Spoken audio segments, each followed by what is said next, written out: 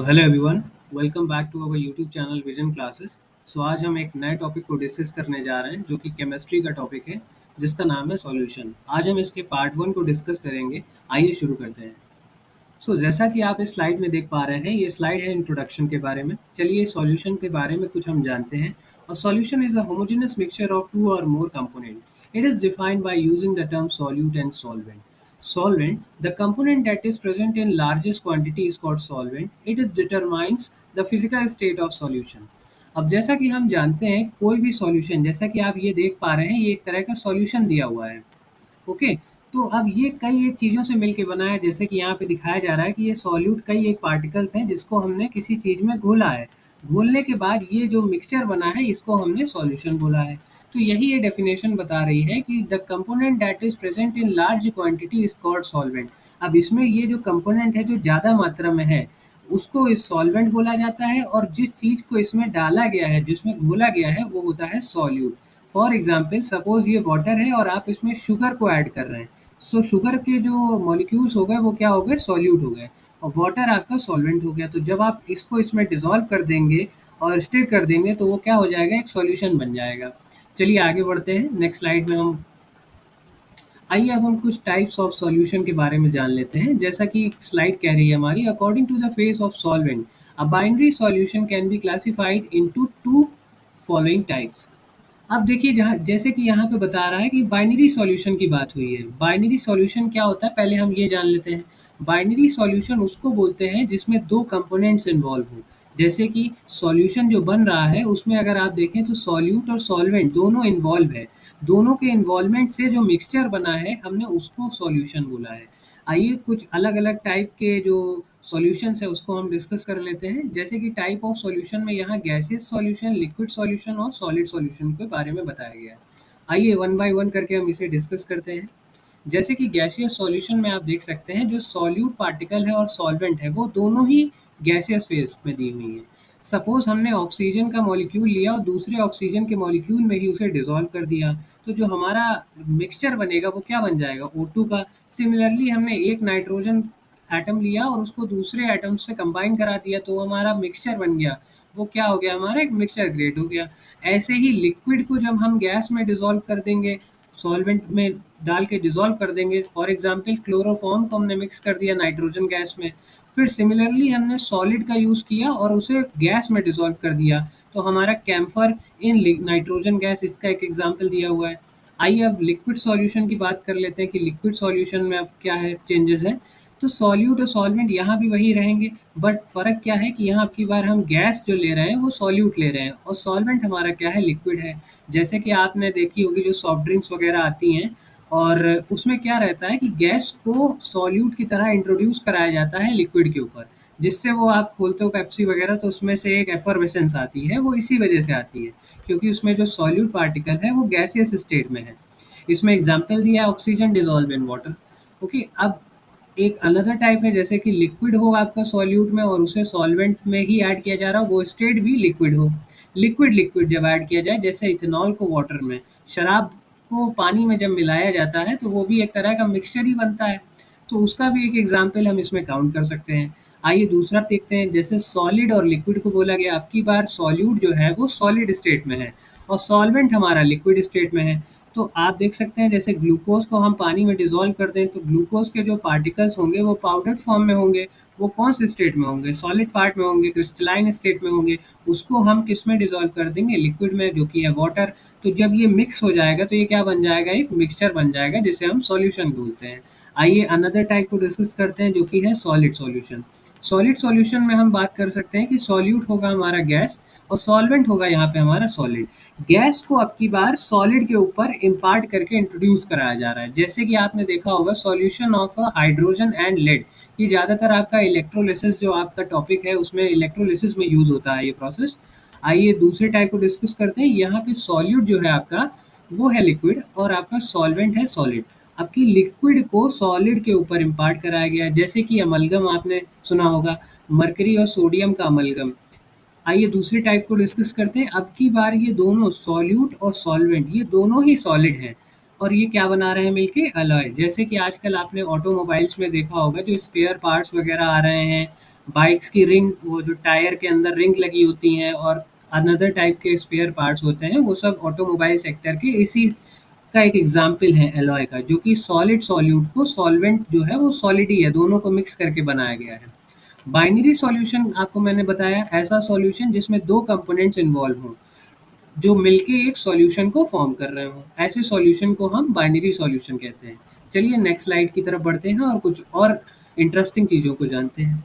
जैसे कि अब हम इस स्लाइड में देख पा रहे हैं कि ये स्लाइड गैसियस सॉल्यूशन को रिप्रेजेंट कर रही है। हमारे स्कूल्स, कॉलेजेस, हॉस्पिटल्स, मॉल्स और जितनी भी पब्लिक प्लेसेस रहती हैं, वहाँ पे आपने फायर एक्सटिंग्विशर्स को ज़रूर देखा होगा। और अपने आसपास अगर आप सराउंडिंग को भी देखते हैं तो ये भी एक तरह का मिक्सचर ही है। आप फायर एक्सटिंग्विशर में भी देखिए, अंदर गैसेस कार्बन डाइऑक्साइड के फॉर्म में स्टोर्ड रहती है। और आप अपनी सराउंडिंग में भी देखते हैं तो यहाँ ऑक्सीजन, नाइट्रोजन और अनदर गैसेस अलग अलग रेशियो में अवेलेबल रहती हैं, जो कि एटमॉस्फेयर भी हमारा एक मिक्सचर ऑफ गैसेस है। फॉर एग्जाम्पल जैसे आप एयर का देख सकते हैं, यहाँ दिया है 78% नाइट्रोजन होती है, 20% उसमें ऑक्सीजन होती है और अदर गैसेस इसमें भी पाई जाती हैं। यहाँ पे सॉल्वेंट भी क्या है, गैस है। ओके, चलिए नेक्स्ट स्लाइड की तरफ बढ़ते हैं। अब हम यहाँ कुछ एस्टिमेशन को जान लेते हैं, different methods of expressing concentration of solution. अब यहाँ हम देखिए, कोई भी चीज़ जब हम लेबोरेटरी में डेवलप करते हैं तो हम उसे मेज़र करते हैं, जो कि हमारी फिजिकल एजुकेशन, फिजिकल केमिस्ट्री में सॉरी आती है। हम उसको क्या करते हैं, मेज़र करते हैं। तो मेज़र करने का कई एक अलग अलग पैरामीटर्स होते हैं। अब आइए उन्हीं पैरामीटर्स को हम डिस्कस करते हैं और जानते हैं कि हम जो भी चीज़ें लैब में प्रोड्यूस करते हैं उसको हम किस पैमाने पे नाप सकते हैं। जो कि पहला है मास परसेंटेज। अब हम मास परसेंटेज में किसी को अगर हम देखते हैं, जैसे हमने सॉल्यूशन कोई बनाया, अब उसमें हमने कितनी क्वांटिटी डाली थी किसी सॉल्यूट की, और वो जो फाइनल प्रोडक्ट हमें मिला है वो सपोज मान लीजिए सॉलिड स्टेट में ही मिला है।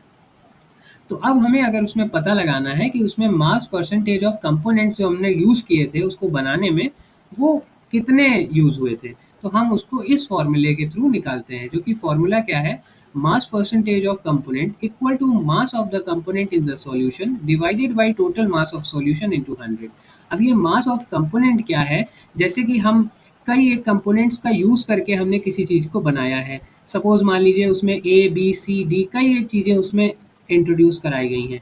तो अब हमें जैसे ए बी सी डी का कंपोनेंट निकालना है, लेकिन वो टोटल यूनिट तो एक ही है, तो हम टोटल मास को हमेशा नीचे रखेंगे और जो भी हमें उसमें जिस कंपोनेंट के बारे में निकालना होगा उसको हम क्या करेंगे, ऊपर यहाँ पे रखेंगे। उसके बिहाफ पे हम सॉल्व करेंगे, इसी फॉर्मूला का यूज़ करके हमें मास परसेंटेज मिल जाएगा, जो कि वेट बाय वेट टर्म्स में होगा। आइए इसी तरह हम वॉल्यूम परसेंटेज को भी समझते हैं।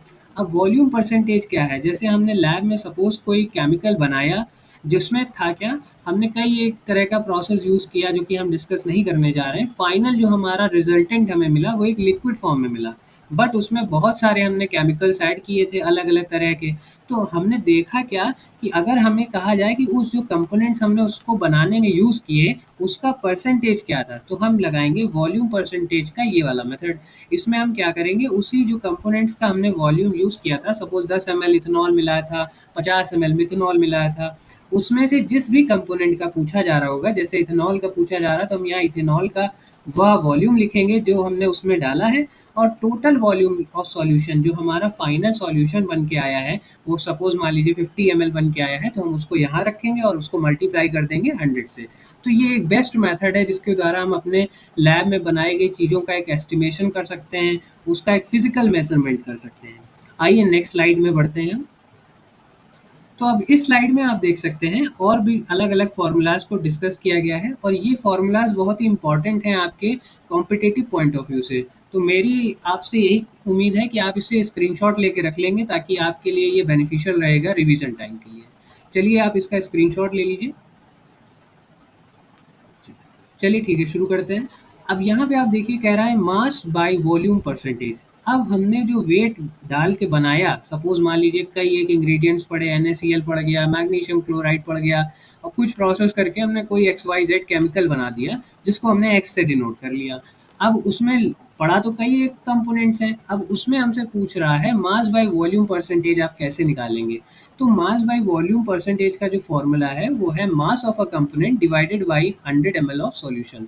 अब वो जो 100 ml सॉल्यूशन हमने मान लीजिए 1 लीटर सॉल्यूशन भी बनाया, तो उसमें से अगर हम 100 ml का भी सॉल्यूशन उसमें से हम निकाल के अलग कर लेंगे, तो उसमें क्या होगा? वही सारे कंपोनेंट्स मौजूद होंगे जो 1 लीटर में मौजूद होंगे। इसको आप बहुत सिंपल तरीके से समझिए, तो सपोज़ आप अगर एक पूरी 1 लीटर बॉटल ऑफ रसना आप प्रिपेयर करते हैं, पानी में रसना को सिरप को डाल के या उसमें शुगर-वुगर ऐड करके कोई सॉल्यूशन आप डेवलप करते हैं, सपोज़ आपने रसना बना लिया, तो अब आपको वो 1 लीटर का जो सॉल्यूशन पूरा बन गया है, उसमें सेम टेस्ट होगा अगर आप उसमें से 10 ml अलग निकाल लें और उसे टेस्ट करें। तो उसका टेस्ट और इसका टेस्ट सेम होगा, मतलब कि इन दोनों में जो कंपोनेंट्स हैं वो सेम रेशियो में डिवाइड हो चुके हैं। तो हम इस फॉर्मूला का यूज़ करके उसे ईज़िली कैलकुलेट कर सकते हैं। आइए अब पार्ट्स पर मिलियन की बात करते हैं। पार्ट्स पर मिलियन में हम किसी-किसी को बाँटते हैं। अब जैसे इसका शॉर्ट फॉर्म है पीपीएम। सॉल्यूशन में कई एक सपोज़ करिए उसमें रिएक्टेंट्स पड़े हुए हैं। अब उन रिएक्टेंट्स का भी तो अपना एक पार्ट होगा जिसको हमने उस रेशियो में उसको यूज़ किया होगा। जैसे कोई भी चीज़ हम बना रहे हैं उसमें ए, बी, सी, डी कंपोनेंट्स पढ़ के मान लीजिए पूरा ए-बी-सी-डी का एक कंपाउंड बना है। उसमें जो सामग्री सारी पड़ी हैं वो ए-बी-सी-डी हैं। अब उसमें से कह दिया गया कि वो कितने पार्ट्स में पड़ी है। सपोज़ ए का कंपोज़िशन पूछ लिया गया आपसे कि ए को हमने कितने पार्ट्स में डाला है उसमें। तो हम इस फ़ॉर्मूला के थ्रू उसे निकाल सकते हैं। फ़ॉर्मूला क्या है कुछ PPM equal to number of parts of component divided by total number of parts of all components of solution multiply by 10 to the power 6। इस फ़ॉर्मूला के थ्रू हम पीपीएम में इसको कैलकुलेट कर सकते हैं। आइए मोल फ्रैक्शन के बारे में हम बात कर लेते हैं। Mole fraction of a component is equal to moles of a component upon total number of moles of all component। जैसे कोई सॉल्यूशन बना है उसमें किसी एक्स वाई जेड कंपोनेंट्स का यूज़ करके उसको बनाया गया है। अब उसमें एक्स कंपोनेंट जो यूज़ हुआ है उसके मोल्स कितने हैं ये अगर हमसे पूछ लिया जाए, उसका मोल फ्रैक्शन कितना है, तो हम क्या करेंगे जो एक्स मोल्स यूज़ हुए हैं उसको ऊपर रखेंगे और टोटल सॉल्यूशन में जितने भी मोल्स हैं उसको हम नीचे रख के उससे डिवाइड कर देंगे। तो जो वैल्यू आएगी वो हमारी क्या आ जाएगी, उस सॉल्यूशन में उस कंपोनेंट का मोल फ्रैक्शन निकल के आ जाएगा। आइए अब ये मोलारिटी और मोलालिटी को डिस्कस कर लेते हैं। ये दो एक बहुत ही क्रूशियल और इम्पोर्टेंट पॉइंट्स हैं जिससे ज़्यादातर एग्जामिनेशंस में क्वेश्चंस भी आए हैं और बहुत से इंटरव्यूज़ में इसको पूछा भी जाता है। तो ये मोलारिटी क्या है? मोलारिटी का अगर हम फॉर्मूला देखें तो ये कहता है moles of solute upon volume of a solution in litre. मतलब कि जो सॉल्यूशन में मौजूद मोल्स हैं उसको हम volume of solution in litre से डिवाइड कर रहे हैं। सपोज़ हमारा कोई सॉल्यूशन है वो ए बी से मिलके बना हुआ है। अब उसमें ए के भी कंपोनेंट हैं और बी के भी कंपोनेंट हैं। तो मोलारिटी अगर हमसे निकालने को कहा जाएगा तो हम ए कंपोनेंट्स में के जो जितने भी मोल्स होंगे उस सॉल्यूशन में उसको हम यहाँ लिखेंगे जो कि सॉल्यूट फॉर्म में होंगे और total volume of solution in litre. अब यहाँ पे हम टोटल वॉल्यूम का डिस्कस कर रहे हैं। यहाँ पे हम टोटल वॉल्यूम्स को ऐड करेंगे ज़्यादातर कि जितना भी हमारा सॉल्यूशन का वॉल्यूम बना है वो कितने अमाउंट में बना है, तो हम उसको उतना ही वॉल्यूम इसमें ऐड कर लेंगे। तो ये जो फॉर्मूला है ये आपको बहुत से ज़्यादा एग्जाम्स वगैरह में देखने को मिलता है, 12th में स्पेशली इससे क्वेश्चंस वगैरह आते हैं। तो इसको आप पॉइंट आउट करके अलग से रख सकते हैं, जिसको मोलारिटी के बेसिस पे बोला गया है moles of a solute upon volume of a solution in litre. अब बहुत ही बेसिक डिफरेंस है एक जो आपका मोलारिटी और मोलालिटी में आता है कि ये जो डिफरेंस है वो रिटी और लिटी का है। अब यहाँ पे आप देखिए कि जब भी मोलारिटी आपसे कहा जाए तो आपको मोल्स ऑफ सॉल्यूट रखना है और volume of solution in litre में आपको कंसीडर करना है। यहाँ पे आपको जब भी क्वेश्चन आएगा तो आपका जो सॉल्यूशन दिया जाएगा वो ऑलवेज आपको लीटर में प्रोवाइड होगा। और जब आपको मोलालिटी कहा जाएगा किसी चीज़ की कैलकुलेट करने को, तो यहाँ पे आपका जो भी सॉल्यूशन होगा वो आपको केजी फॉर्म में दिया जाएगा।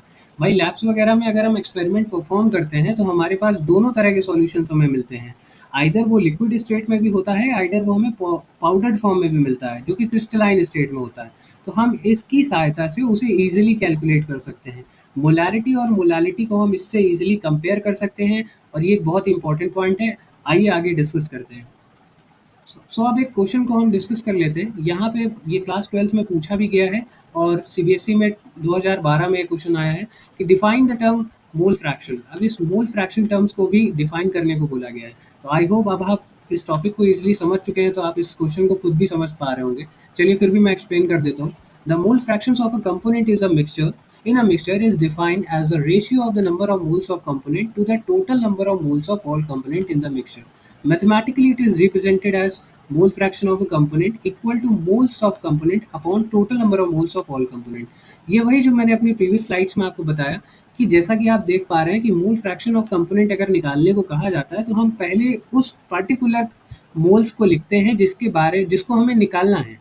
सपोज ए का यहाँ बोला गया मोल फ्रैक्शन निकालने को, तो हम मोल्स कंपोनेंट ऑफ ए को पहले मेंशन करेंगे ऊपर न्यूमरेटर में, और डिनोमिनेटर में उस टोटल मोल्स को लिखेंगे जो सॉल्यूशन में मौजूद है।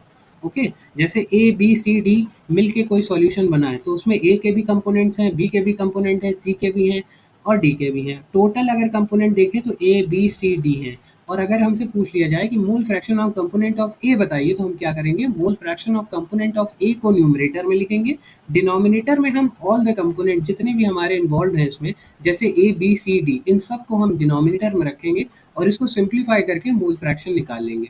आइए इस फॉर्मूला को भी समझते हैं आगे।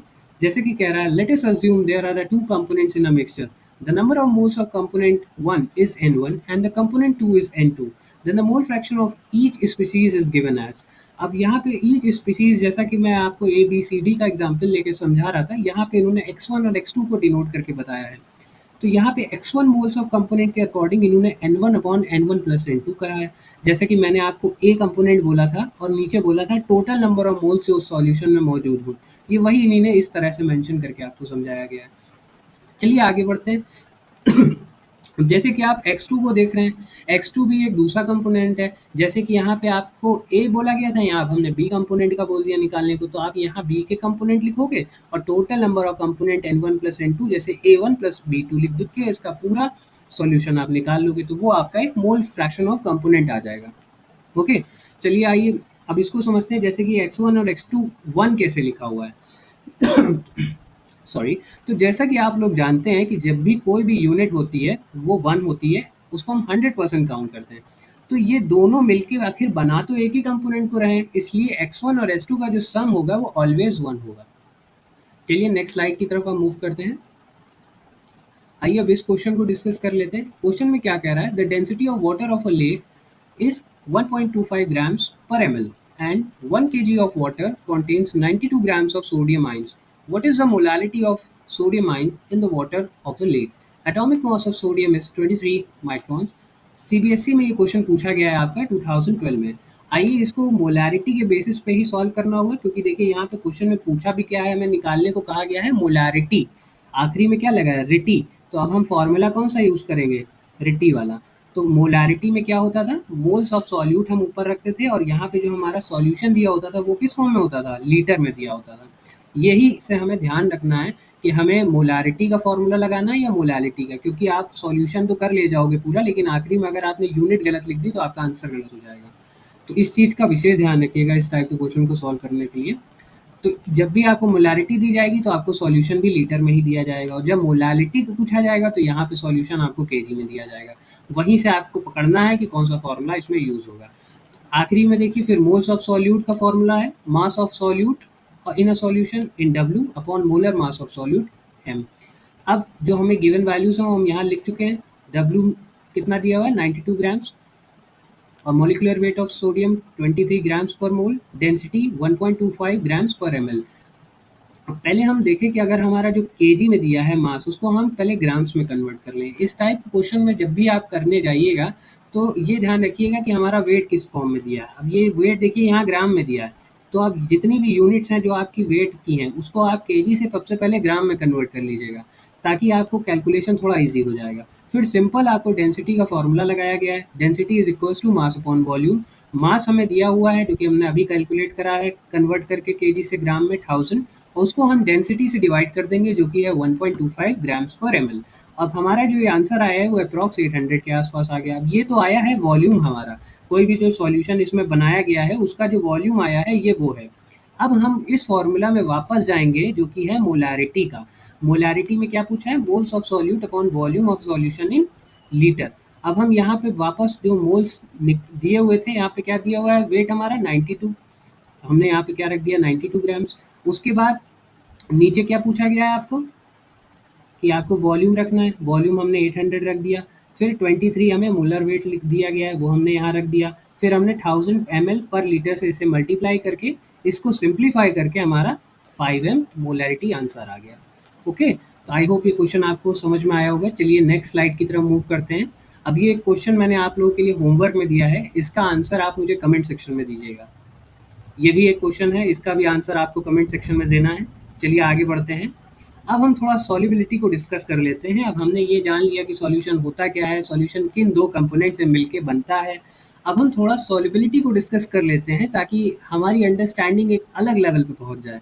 सॉल्युबिलिटी क्या है? Solubility of a substance is maximum amount that can be dissolved in a given amount of solvent at specific temperature. Okay, अब देखिए सॉल्युबिलिटी क्या है? किसी भी सॉल्यूट की वो क्षमता जो सॉल्वेंट में मैक्सिमम तरह से डिसॉल्व हो जाए। भाई हर चीज़ की एक कैपेसिटी होती है ना, खाने की भी एक कैपेसिटी होती है, हम एक लिमिट में खाना खाते हैं, तो वो जो हमारी लिमिट है, वही ऐसे ही सॉल्यूशन की भी एक लिमिट है। तो क्या है वो सॉल्युबिलिटी की डेफिनेशन? आप फिर से पढ़िए, कह रही है solubility of a substance is maximum amount that can be dissolve in given amount of solvent. किसी सॉल्वेंट में जितना अधिक से अधिक मात्रा सॉल्यूट की आके डिसॉल्व हो सकती है, उसी क्षमता को सॉल्युबिलिटी बोला जाता है। ओके, अब आगे बढ़ते हैं। सॉल्युबिलिटी तो अब हमें समझ लिया, अब कुछ ऐसे फैक्टर्स हैं जो सॉल्युबिलिटी को बहुत अफेक्ट करते हैं, जैसे कि nature of solute, nature of solvent, temperature and pressure. इसको हम वन बाय वन डिस्कस करते हैं, आइए और समझते हैं इसे। जैसे कि nature of solute and solvent को हम जानते हैं, solubility of solid in a liquid. अब हम इस हेडिंग के थ्रू इसको जानने का प्रयास करेंगे। Solubility of solid in a liquid. अब हम nature of solute and solvent जानते हैं। According to the nature of solute and solvent, the solubility of a solid in a liquid follows the principle like dissolves like. Okay, if the nature of solute and solvent is same, the intermolecular force of interaction would be same. That helps in solubility of a solute in solution. जैसा कि होता क्या है, अगर आप liquid को liquid में dissolve करें तो वो बहुत ईजिली हो जाएगा, आपको कुछ करना ही नहीं पड़ेगा क्योंकि दोनों की स्टेट सेम है। तो स्टेट सेम होने से फ़ायदा क्या मिल जाता है उसे, क्योंकि इंटरमॉलिक्यूलर फोर्स ऑफ इंटरैक्शन जो दोनों का होता है वो सेम हो जाता है, जिसकी वजह से वो दोनों ईजिली मिक्स अप हो जाते हैं। जैसे एक ही क्लास के बच्चे हों और एक नया एडमिशन का बच्चा आ जाए, वो भी उसी क्लास में आना चाह रहा हो, तो जब वो सेम क्लास को ही बिलोंग कर रहा होगा तो वो ईजिली मिक्सअप हो जाएगा उस क्लास में। उसी तरह से आप समझ सकते हैं लाइक डिजॉल्व्स लाइक। जैसे हम अल्कोहल और वाटर का एक एग्जाम्पल ले सकते हैं कि अल्कोहल भी लिक्विड स्टेट में है, वाटर भी लिक्विड स्टेट में है। अगर हम अल्कोहल को वाटर में डिजॉल्व कर देंगे तो वो ईजिली मिक्स हो जाएगी। क्यों हो जाएगी? क्योंकि the intermolecular force of interaction same हो जाएगा उसका। तो वो सॉल्युबिलिटी को क्या कर देगा, फैसिलिटेट कर देगा और अच्छे से, और हमारा सॉल्वेंट अच्छे से फॉर्म हो जाएगा। अब जिस तरह लाइक डिजॉल्व्स लाइक, उसी तरह polar solute dissolves in polar solvent. जो पोलर सॉल्वेंट्स होते हैं वो पोलर सॉल्यूट को अपने अंदर डिजॉल्व करते हैं। अब अगर हम पोलर कंपाउंड्स की बात करें, जैसे NaCl हो गया, अगर हम Na और Cl को अलग अलग दो भाग में तोड़ें तो Na के ऊपर पॉजिटिव चार्ज आ जाएगा और Cl के ऊपर नेगेटिव चार्ज आ जाएगा। क्लोरीन क्योंकि एक हाईली इलेक्ट्रोनेगेटिव एटम है, ओके, तो इस तरह से ये पोल्स डेवलप हो जाएंगे। तो पोलर सॉल्वेंट में ही इसको डिसॉल्व करा जा सकता है। जैसे कि आपने घरों में देखा होगा कि भाई सॉल्ट को हम वाटर में इजीली डिसॉल्व कर लेते हैं। वो डिसॉल्व क्यों हो जाता है? क्योंकि जब NaCl को हम वाटर में डालते हैं तो वो ब्रेक हो जाता है। ब्रेक होके Na और Cl अलग हो जाता है और वाटर का H+OH- अलग हो जाता है, और अपने अपने अकॉर्डिंग के लाइक चार्जेस को वो एक दूसरे से अट्रैक्ट करके बॉन्ड बना के वो मिक्स हो जाते हैं आपस में। तो वैसे ही कह रहा है कि जिस तरह पोलर सॉल्यूट पोलर सॉल्वेंट में डिसॉल्व होता है, उसी प्रकार non polar solute non polar solvent में डिसॉल्व होता है। जैसे बेंजीन है आपका, एंथ्रासीन है, नेफ्थलीन है, ये सब उसके एग्जाम्पल हैं। अगर इसे आप पानी में घोलने का प्रयास करेंगे तो नहीं होगा। चलिए और सरल एग्जाम्पल बता देते हैं। जैसे ऑयल है आपका, अब ऑयल को आप वाटर में डिसॉल्व करोगे तो नहीं मिक्स होगा, क्योंकि अलग अलग नेचर के हैं। ओके, चलिए आई होप आप समझ गए होंगे अब जो मैं समझाना चाह रहा हूँ। चलिए आगे समझते हैं। सैचुरेटेड सॉल्यूशन पे अब हम बात कर लेते हैं। If the concentration of a solute in solution remain constant at a given set of temperature and pressure is called saturated solution. ऐसा सॉल्यूशन जिसमें सॉल्यूट का concentration throughout the solution और at a given temperature and pressure पे बराबर बना रहे, वो बढ़े घटे नहीं, ऐसे सॉल्यूशन को हम सैचुरेटेड सॉल्यूशन बोलते हैं। ओके, ऐसे सॉल्यूशन को हम क्या बोलते हैं? सैचुरेटेड सॉल्यूशन बोलते हैं। आइए डेफिनेशन से एक बार और कंफर्म कर लेते हैं। If the concentration of solute in a solution remain constant at a given set of temperature and pressure is called saturated solution. If we add more solute in it, it would be precipitate out. तो जैसा कि आपने देखा होगा labs में, अगर आपने reactions perform की होंगी, कई बार ऐसे कंपाउंड्स होते हैं जो प्रेसिपिटेशन के थ्रू हम डिसॉल्व करके उसको प्रेसिपिटेट आउट करते हैं। तो उसमें होता क्या है कि उसकी एक अपनी लिमिट होती है सॉल्युबल होने की। तो जैसे ही वो उस लिमिट को एक्सीड कर जाता है तो वो पार्टिकल साइज में वापस आ जाता है, और पार्टिकल साइज गेन करते ही वो सॉलिड पार्टिकल में आ जाता है, जिसको हम इजीली प्रेसिपिटेट कर लेते हो, फिल्टर पेपर के ऊपर आ जाता है। इसीलिए जो है इसको सैचुरेटेड सॉल्यूशन की भी एक लिमिट बताई गई है, जो मैंने अभी आपको पहले बताई। आइए अब अनसैचुरेटेड सॉल्यूशन को जान लेते हैं। If the concentration of solute in solution can increase at given set of temperature and pressure is called unsaturated solution.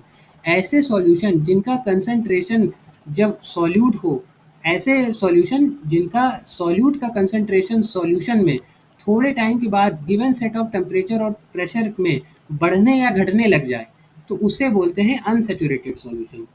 Okay. कई बार लैब्स में ऐसे भी सॉल्यूशनों को देखा गया है जिसमें हमने मान लीजिए कुछ चीज़ का कंपोनेंट का रेशियो 10% था, और वही हमने दूसरे दिन उसको देखा तो वो 10 पॉइंट समथिंग हो गया, सॉल्यूट का जो रेशियो था, मतलब थोड़ा सा बढ़ गया। ठीक है, तो ऐसे टाइप के जो सॉल्यूशंस होते हैं उसे हम अनसैचुरेटेड सॉल्यूशन बोलते हैं, जिसमें जो कंसंट्रेशन हो सॉल्यूट का वो वेरी करता रहे, इंक्रीज कर जाए at a given set of temperature and pressure पे। इसे बोलते हैं unsaturated solution. So if we add more solute in it, it would get dissolve and increase the concentration of solution. ऐसे सॉल्यूशन क्या करते हैं, अगर आप और ज़्यादा उसमें सॉल्यूट डाल दोगे तो वो पूरी तरह डिसॉल्व हो जाएंगे और सॉल्यूशन का कंसंट्रेशन लेवल को राइज कर देंगे। ओके। आइए आगे नेक्स्ट स्लाइड पे बढ़ते हैं। अब हम कुछ इफेक्ट ऑफ टेम्परेचर को डिस्कस कर लेते हैं। जैसा कि हम पढ़ते आ रहे हैं, तो इफेक्ट ऑफ टेम्परेचर हमारी सॉल्यूशन को किस प्रकार इफेक्ट करता है, अब हम इस स्लाइड में ये जानेंगे। The solubility of a solute in solvent always follows the dynamic equilibrium. Solute plus solvent solution, अब ये एक डायनेमिक इक्विलिब्रियम को फॉलो करता है। भाई हर चीज़ एक बैलेंस पे निर्भर कर रही है ना, सब चीज़ अपने संतुलन बना के चल रही है। वैसे केमिकल भी जब अनस्टेबल होता है तो वो स्टेबल होने के लिए एक डायनेमिक इक्विलिब्रियम रेंज को अचीव करता है ताकि वो स्टेबलाइज हो सके। वही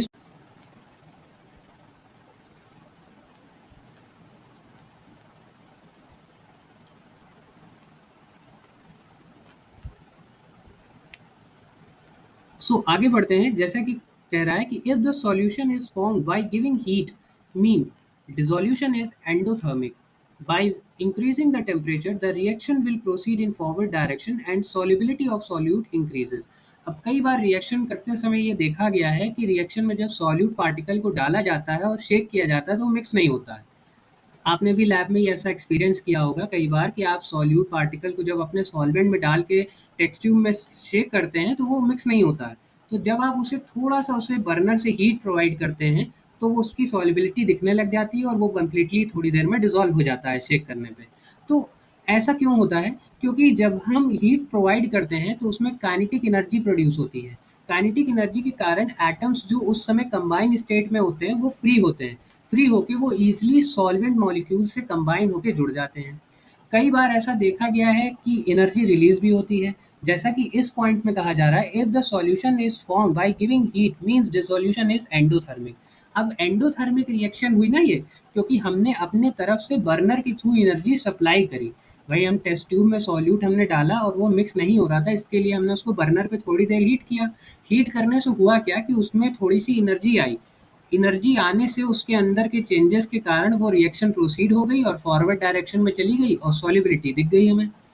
तो इस तरह की जो रिएक्शंस होती हैं वो एंडोथर्मिक कहलाती हैं, जिसमें हमें अपने पास से हीट एनर्जी सप्लाई करनी पड़े सिस्टम में। ओके, रिएक्शन को हमें अपने पास से एनर्जी देनी पड़े हीट के फॉर्म में। और उसी का विपरीत अपोजिट होता है कि if the heat is release in the form of in formation of solute mean dissolution is exothermic.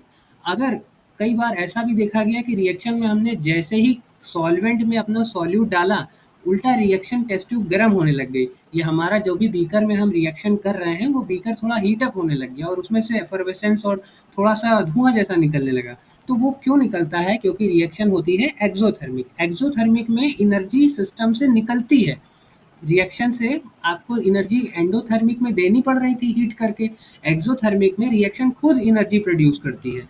For example जैसे कि आप सोडियम मेटल को वाटर में डाल के देखें, अगर हम सोडियम मेटल को वाटर से इंट्रोडक्शन कराते हैं तो large amount of heat excess amount of heat उसमें से लिबरेट होती है, क्योंकि रिएक्शन हमारी कैसी हो रही है, एक्सोथर्मिक नेचर की हो रही है।